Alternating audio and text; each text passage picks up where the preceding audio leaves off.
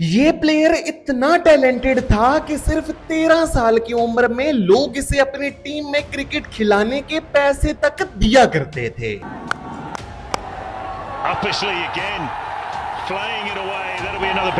अपनी परफॉर्मेंस से तो इसने इमरान खान और इयान बोथम जैसे ग्रेट्स की बराबरी की, लेकिन जब तक इसने अपने मुल्क के लिए क्रिकेट खेली, इसका अपने बोर्ड के साथ फड्डा ही चलता रहा।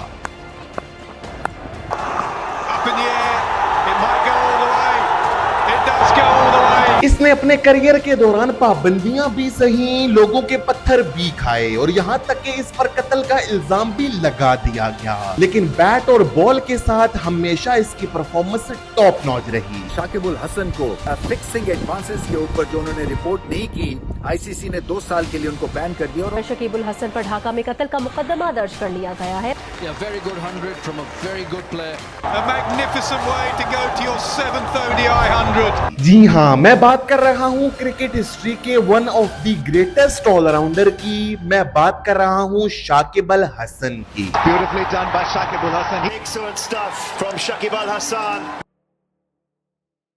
तो ये डेट थी 24 मार्च 1987, जब शाकिब अल हसन ने बांग्लादेश के खुलना डिवीजन के एक छोटे से इलाके मगूरा में आंख खोली। शाकिब अल हसन के वालिद प्रोफेशन के लिहाज से एक बैंकर थे, लेकिन उनकी खास बात ये थी कि वो बैंकर होने के साथ साथ एक प्रोफेशनल एथलीट भी थे और अपने इलाके में एज अ प्रोफेशनल फुटबॉलर भी फेमस थे। इसीलिए वो भी चाहते थे कि शाकिब अल हसन भी एक फुटबॉलर बने, लेकिन शाकिब अल हसन का इंटरेस्ट फुटबॉल में कुछ था नहीं। इसीलिए शाकिब अल हसन अपने दोस्तों के साथ ज्यादातर टेप बॉल क्रिकेट ही खेला करते थे और जब वालिद उन्हें क्रिकेट खेलते हुए देखा करते थे तो उन्हें काफी ज्यादा गुस्सा भी आता था, क्योंकि वालिद ये चाहते थे कि शाकिब अल हसन या तो फुटबॉल खेलें या फिर अपनी पढ़ाई पर फोकस करें और कोई अच्छी सी जॉब पकड़ ले और क्रिकेट खेलने का ख्वाब छोड़ दें। लेकिन शाकिब अल हसन को अपने घर से जो एक सपोर्ट मिलती थी वो थी उनकी वालिदा की, क्योंकि शाकिब अल हसन जब भी छुप कर क्रिकेट खेलने के लिए जाया करते थे और फिर वालिद के हाथों पकड़े जाने पर हमेशा वालिदा शाकिब अल हसन को बचा लिया करती थी। इसीलिए शाकिब अल हसन ने अपनी वालिदा के सपोर्ट से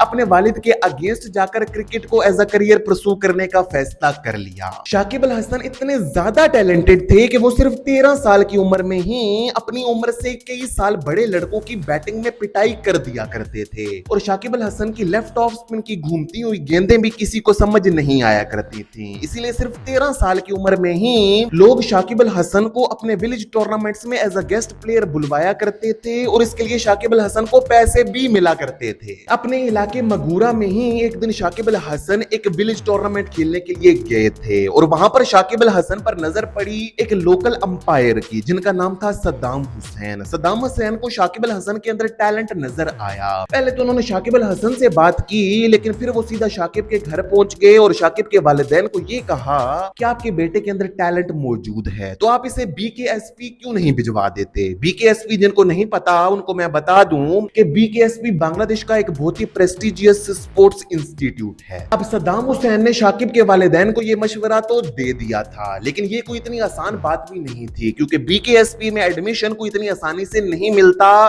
क्योंकि उसके लिए पहले ट्रायल्स देने पड़ते हैं और वो ट्रायल्स भी कोई इतने आसान नहीं होते थे। इसीलिए उन ट्रायल्स की तैयारी के लिए शाकिब अल हसन को पहले एक लोकल क्रिकेट एकेडमी में दाखिला दिलवा दिया गया, वहीं मगूरा में ही। और फाइनली साल 2004 में शाकिब अल हसन ने अपनी ट्रायल्स की प्रैक्टिस कंप्लीट की और साल 2004 में बीकेएसपी में एडमिशन के लिए ट्रायल्स दिए और शाकिब अल हसन जितने ज्यादा टैलेंटेड थे उन्होंने वो ट्रायल्स बड़ी ही आसानी से क्लियर कर लिए और साल 2004 में बीकेएसपी पहुंच गए और यहां से शाकिब अल हसन के करियर ने एक नया टर्न लिया। बीकेएसपी में पहुंचकर शाकिब अल हसन ने अपनी स्किल्स को मजीद इंप्रूव किया और साल 2005 में ही बांग्लादेश क्रिकेट बोर्ड ने शाकिब अल हसन को बांग्लादेश अंडर 19 टीम के लिए सेलेक्ट कर लिया। आने वाले एक साल में शाकिब अल हसन बांग्लादेश अंडर 19 के लिए अच्छी परफॉर्मेंसेस देते रहे और उनकी इन बेहतरीन परफॉर्मेंसेस को देखते हुए बांग्लादेश क्रिकेट बोर्ड ने अंडर 19 वर्ल्ड कप 2006 के लिए शाकिब अल हसन को बांग्लादेश अंडर 19 के स्क्वाड का हिस्सा बना लिया। इस वर्ल्ड कप में शाकिब अल हसन की परफॉर्मेंस कोई इतनी ज्यादा इंप्रेसिव भी नहीं रही थी, जहां पर उन्होंने बैट के साथ 6 मैचेस में सिर्फ 114 रन बनाए थे, लेकिन बॉलिंग उन्होंने काफी ज्यादा इंप्रेसिव की थी, जहां पर सिर्फ 3.7 की इकोनॉमी के साथ उन्होंने इस टूर्नामेंट में 8 विकेटें हासिल की थी। बांग्लादेश अंडर 19 के बाद शाकिब अल हसन डोमेस्टिक क्रिकेट में भी अच्छी परफॉर्मेंसेस देते रहे और उनकी इन बेहतरीन परफॉर्मेंसेस का सिला उनको मिला अगस्त 2006 में, जब अगस्त 2006 में शाकिब अल हसन को जिम्बाब्वे के अगेंस्ट अपना ओडीआई डेब्यू करने का मौका मिल गया। डेब्यू पर शाकिब अल हसन ने 30 रन भी बनाए और बॉलिंग के साथ एक विकेट भी हासिल की, लेकिन जिस परफॉर्मेंस ने शाकिब अल हसन को जमीन से उठाकर सीधा आसमान पर रख दिया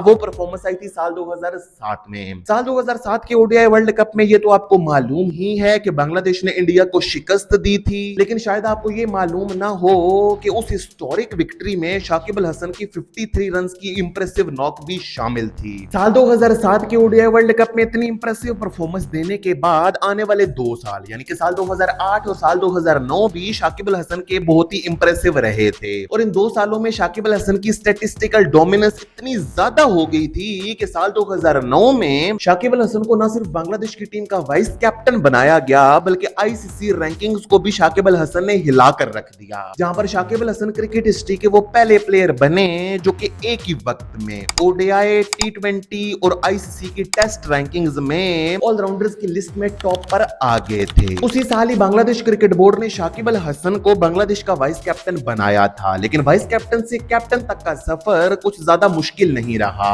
क्योंकि जुलाई 2009 में बांग्लादेश के कैप्टन को वेस्ट इंडीज के अगेंस्ट एक टेस्ट मैच खेलने के दौरान इंजरी हो गई और ये कैप्टन कौन थे उन पर मैं ऑलरेडी एक वीडियो बना चुका हूं, तो अगर आपने वो वीडियो नहीं देखी so don't forget to check it out. Bangladesh के उस कैप्टन के उस सीरीज से बाहर हो जाने के बाद शाकिब अल हसन को बांग्लादेश का न्यू टेस्ट कैप्टन अपॉइंट कर दिया गया उसी टूर के लिए और शाकिब अल हसन ने वेस्ट इंडीज के अगेंस्ट दूसरे टेस्ट मैच में ही अपनी पहली टेस्ट विक्ट्री हासिल कर ली एज अ कैप्टन। उस मैच में शाकिब अल हसन ने न सिर्फ 96 रन की नॉट आउट इनिंग्स खेली थी बल्कि एक इनिंग्स में 5 विकेटें भी हासिल की थी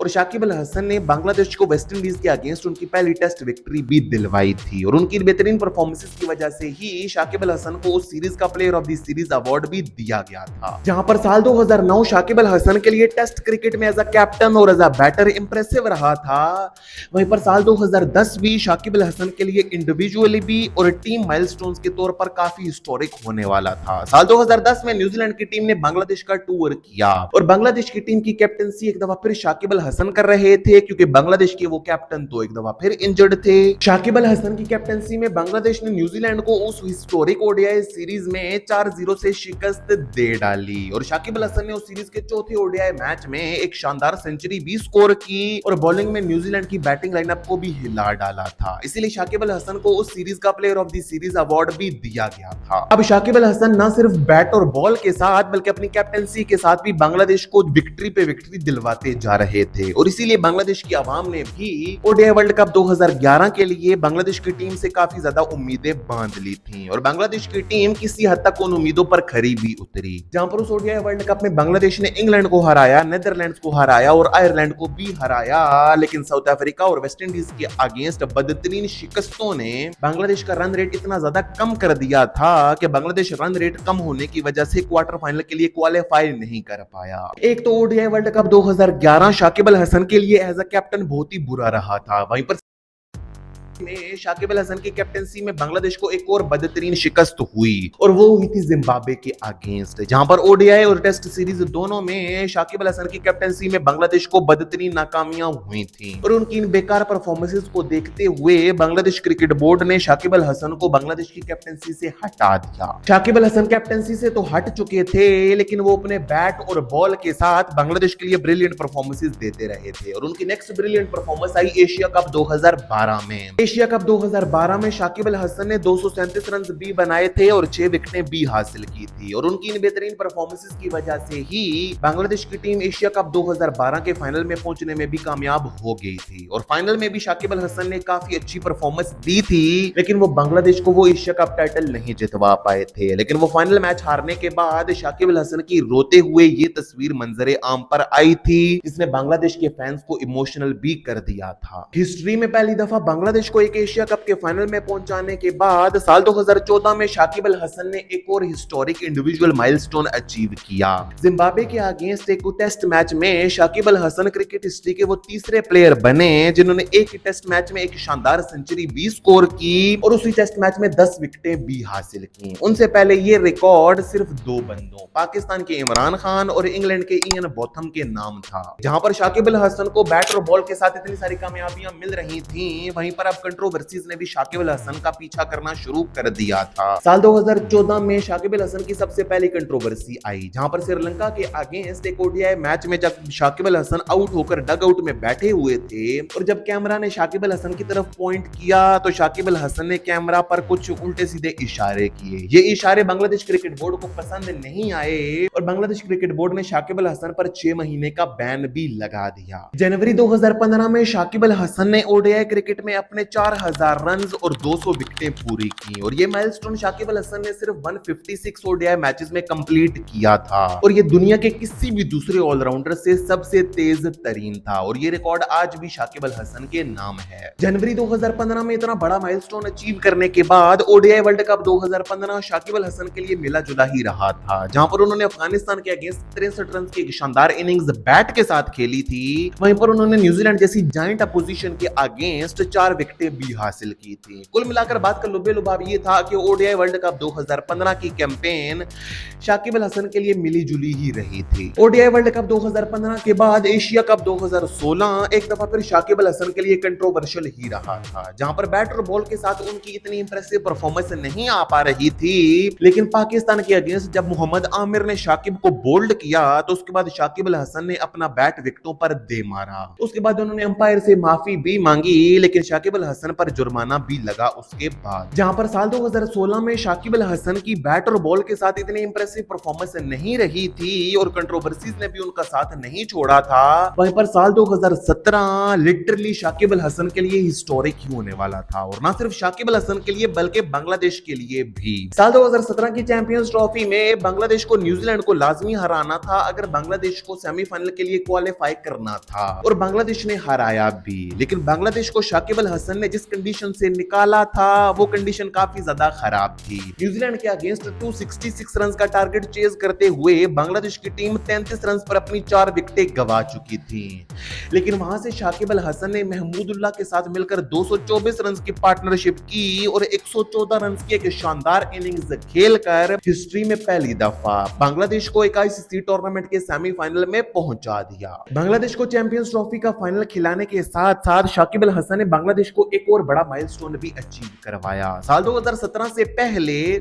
कभी भी बांग्लादेश ने ऑस्ट्रेलिया को एक टेस्ट मैच में शिकस्त नहीं दी थी, लेकिन साल 2017 में तारीख बदली। इस टेस्ट मैच में शाकिब अल हसन ने पहले 84 रन की एक शानदार इनिंग्स खेली और फिर दोनों इनिंग्स में 5-5 विकेटें हासिल की, मतलब कि कुल मिलाकर उस टेस्ट मैच में 10 विकेटें हासिल की और बांग्लादेश को ऑस्ट्रेलिया के अगेंस्ट पहली दफा एक टेस्ट मैच जितवा दिया। अप्रैल 2017 में मशरफ मुर्तजा बांग्लादेश की टी20 कैप्टनसी छोड़ चुके थे और उसके बाद शाकिब अल हसन को बांग्लादेश का टी20 कैप्टन अपॉइंट कर दिया गया। टी20 कैप्टनसी मिलने के बाद टेस्ट कैप्टनसी मिलने में भी कुछ ज्यादा देर नहीं लगी, जहां पर साल 2017 के एंड में बांग्लादेश क्रिकेट बोर्ड ने मुशफिकुर रहीम को बांग्लादेश की टेस्ट कैप्टनसी से हटाया और शाकिब अल हसन को बांग्लादेश का न्यू टेस्ट कैप्टन अपॉइंट कर दिया। साल 2017 में शाकिब अल हसन की ब्रिलियंट परफॉर्मेंसेस तो बस एक ट्रेलर थी उस मूवी का जो कि ओडीआई वर्ल्ड कप 2019 में चलने वाली थी। ओडीआई वर्ल्ड कप 2019 में शाकिब अल हसन को प्रमोट किया गया तीसरे नंबर पर और लिटरली शाकिब अल हसन ने तबाही मचा कर रख दी, जहां पर उन्होंने 8 मैचेस में उस वर्ल्ड कप में 86 की बैटिंग एवरेज के साथ 606 रन बनाए और 11 विकेटें भी हासिल की और शाकिब अल हसन क्रिकेट हिस्ट्री के वो पहले प्लेयर बने जिन्होंने एक ओडीआई वर्ल्ड कप में 600 से ज्यादा रन भी बनाए और 10 से ज्यादा विकेटें भी हासिल की। इसके साथ साथ शाकिब अल हसन ने ओडीआई वर्ल्ड कप में एक और बड़ा माइलस्टोन ये अचीव किया कि उन्होंने इस वर्ल्ड कप में 750 प्लस स्कोर्स किए, मतलब कि 7 दफा उन्होंने 50 रन की हद पार की और उन्होंने रिकॉर्ड बराबर किया द ग्रेट सचिन तेंदुलकर का। इसके साथ साथ Shakib Al Hasan ODI world cup की हिस्ट्री में वो पहले प्लेयर बने जिन्होंने एक ही मैच में 5 विकेटें भी हासिल की और शानदार 50 भी स्कोर की और उन्होंने ये माइलस्टोन अचीव किया था अफगानिस्तान के अगेंस्ट, जहां पर ODI world cup 2019 Shakib Al Hasan के लिए हिस्टोरिक था। वहीं पर अक्टूबर 2019 शाकिब अल हसन के लिए शर्मनाक था। अक्टूबर 2019 में आईसीसी के एंटी करप्शन यूनिट ने शाकिब अल हसन पर 2 साल का बैन लगा दिया। असल में बात ये हुई थी कि शाकिब अल हसन पर इल्जाम ये था